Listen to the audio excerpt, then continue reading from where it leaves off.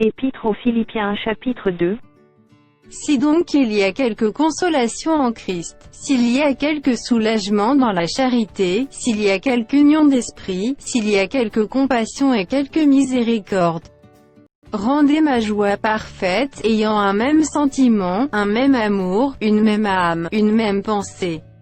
Ne faites rien par esprit de parti ou par vaine gloire, mais que l'humilité vous fasse regarder les autres comme étant au-dessus de vous-même. Que chacun de vous, au lieu de considérer ses propres intérêts, considère aussi ceux des autres.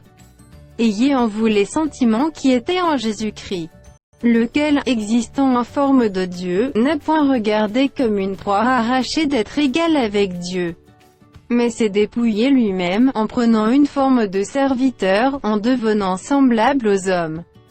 Et ayant paru comme un simple homme, il s'est humilié lui-même, se rendant obéissant jusqu'à la mort, même jusqu'à la mort de la croix. C'est pourquoi aussi Dieu l'a souverainement élevé, et lui a donné le nom qui est au-dessus de tout nom, afin qu'au nom de Jésus tout genou fléchisse dans les cieux, sur la terre et sous la terre, et que toute langue confesse que Jésus-Christ est Seigneur, à la gloire de Dieu le Père. Ainsi, mes bien-aimés, comme vous avez toujours obéi, travaillez à votre salut avec crainte et tremblement, non seulement comme en ma présence, mais bien plus encore maintenant que je suis absent. Car c'est Dieu qui produit en vous le vouloir et le faire, selon son bon plaisir. Faites toutes choses sans murmure ni hésitation, afin que vous soyez irréprochables et purs, des enfants de Dieu irrépréhensibles au milieu d'une génération perverse et corrompue, parmi laquelle vous brillez comme des flambeaux dans le monde, portant la parole de vie, et je pourrais me glorifier, au jour de Christ, de n'avoir pas couru en vain ni travaillé en vain. Et même si je sers de libation pour le sacrifice et pour le service de votre foi, je m'en réjouis, et je me réjouis avec vous tous. Vous aussi, réjouissez-vous de même, et réjouissez-vous avec moi. J'espère dans le Seigneur Jésus vous envoyer bientôt Timothée, afin d'être encouragé moi-même en apprenant ce qui vous concerne.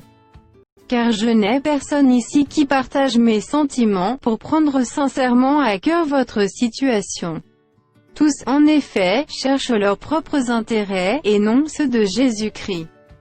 Vous savez qu'il a été mis à l'épreuve, en se consacrant au service de l'Évangile avec moi, comme un enfant avec son père. J'espère donc vous l'envoyer dès que j'apercevrai l'issue de l'état où je suis. Et j'ai cette confiance dans le Seigneur que moi-même aussi j'irai bientôt. J'ai estimé nécessaire de vous envoyer mon frère Épaphrodite, mon compagnon d'œuvre et de combat, par qui vous m'avez fait parvenir de quoi pourvoir à mes besoins. Car il désirait vous voir tous, et il était fort en peine de ce que vous aviez appris sa maladie.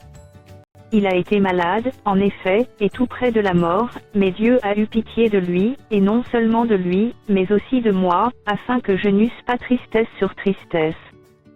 Je l'ai donc envoyé avec d'autant plus d'empressement, afin que vous vous réjouissiez de le revoir, et que je sois moi-même moins triste.